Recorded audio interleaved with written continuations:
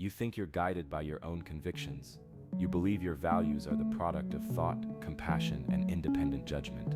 But what if that feeling is the result of something far more insidious? What if the system that's supposed to make you good is quietly arranging your failure to think at all? In the name of kindness, we crucify the exceptional, and you're meant to applaud while it happens. When Friedrich Nietzsche wrote in the 1880s, Europe was in violent upheaval, factories choked the cities. Old gods were dying in the shadows of new machines. Democracy surged, and with it, voices from every gutter suddenly claimed moral ground. Nietzsche diagnosed something terrifying, a shift in who decided what counted as good. Slave morality, he called it, a psychological inversion. The powerless, in their impotence, flattered themselves into seeing their weakness as a mark of virtue. This was not compassion, it was a hostile takeover, where courage, creativity, and brilliance once set the standard. Now it was safety, passivity, and sameness. No one dared transcend for fear of the mob's moral pitchforks. But you don't live in the 1880s. You're wired into an algorithmic feed that judges you faster and harsher than any parish ever could. The same psychological machinery has mutated. Victimhood has become social currency. The crowd rallies not around the injured, but around the appearance of injury. They weaponize injury, enforcing not empathy, but conformity. Modern morality is a padded room, disguised as compassion, and inside that room you might begin to suffocate, not even realizing who's slowly sealing the doors. Here's the trap. You've been told that standing for equality is always just. You've been sold the illusion that justice means leveling the field until all difference disappears. But that's not compassion, that's control. And it's how real thinking is smothered. If your virtue is only recognized when it echoes the crowd, is it your own, or just borrowed noise? Nietzsche never confused slave morality with genuine compassion. He saw it for what it was, a calcified, envious will that drags the towering down to size, not out of concern, but for the intoxication of group righteousness. Ask yourself, how often do you censor your actual thoughts before posting? How much do you shape your opinions to fit the template that gets approval, digital or otherwise? Each filter is a small death for critical thinking. It's not empathy fueling that urge. It's an unconscious drive to not stand out, to not offend the chorus you're desperate to belong to. That's slave morality in its purest, deadliest form. So if you feel uncomfortable right now, good, you should. Because what if you're not the independent thinker you believe yourself to be? What if you're complicit in the very machinery that mutes your own intelligence? But the worst is yet to come. Because slave morality doesn't just shape the surface, it burrows deeper, fusing with your unconscious until you become your own warden, ready to meet the shadow you've been hiding from. This is where things get even uglier, because it's not just the masses who shut off their brains and drift into lockstep with the herd. It's the brightest, most critical minds. And the reason is far more sinister than simple peer pressure or the fear of missing out. Carl Jung named it the collective shadow. You might think the shadow is just some edgy pop psychology trope, a personal dark side to make your self-help journal more interesting. But that's not even close to what Jung warned about. The true shadow isn't yours alone. It's a sprawling mimetic force, seething beneath the surface of every group you belong to, family, colleagues, your online tribe. And it demands your silence whenever uncomfortable truths threaten group harmony. Let's be clear. The collective shadow is the repressed, unexamined darkness of your group projected onto scapegoats. When you see social media tearing apart a person or a minority in some lightning storm of outrage, you're watching what Jung described in Aschen, the ritualized exorcism of our own group guilt and shame. Seen from this angle, Twitter outrage cycles are not debates. They're exorcism rituals for the group's darkest secrets. Here's the kicker.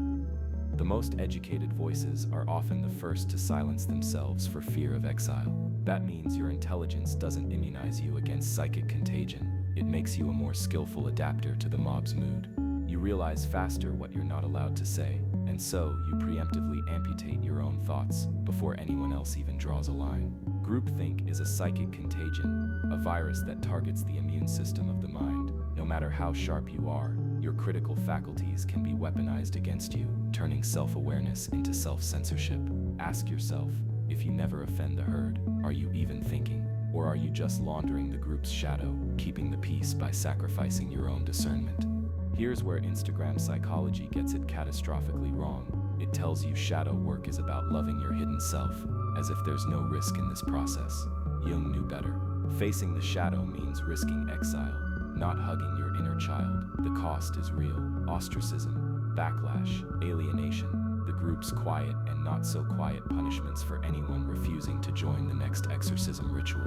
You have to see the stakes. Earlier, you watched how slave morality twists virtue into a tool for mass mediocrity. Now you face the psychic machinery that makes this collective shadow feel like your own belief, your mind repurposed for group maintenance. But if you see this trap, is there any way out? Or are you doomed to play the role assigned to you, the well-spoken exorcist in service to consensus? This is the first glimpse of resistance, and the only real escape demands a dangerous kind of self-honesty. What would it cost you to actually dissent? And more importantly, who would you become if you did? You think your mind is your own, don't you? You imagine that you, with all your intelligence and critical training, are standing apart from the mob, making independent judgments, skeptical, untouchable by mass delusion. But what if you're wrong? What if the very principles that shape your thinking were smuggled into your consciousness by a history you never chose? A blueprint designed to fracture your will and dampen the spark of independent thought. Step back into Europe in the 1880s, the world that forged Nietzsche's fury, society convulsed with industrial smoke, democratic revolutions, and the slow collapse of religion, the old gods fading, the masses desperate for a new code of meaning. Nietzsche looked around and saw something insidious growing. Slave morality, he called it, not a pejorative, but a precise diagnosis. Born as a tool for survival among the powerless, it cleverly inverted strength into sin and weakness into virtue. Noble defiance was cast as arrogance, ambition as corruption. This wasn't just an ethical system, it was a psychological virus, turning the spirit against itself. Flash forward, you're not in a soot-clouded factory, nor huddled in a revolutionary crowd.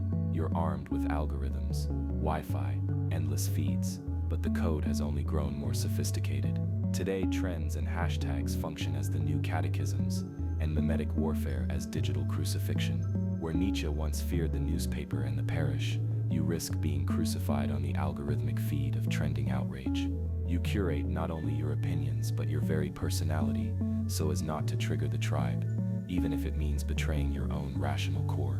Are your thoughts your own, or are you only permitted to echo the consensus? You may pride yourself on cleverness, on your capacity for skepticism, but be honest, how often do you self-censor, dilute an idea, or sand off its rough edges, all for the sake of digital acceptance or professional survival?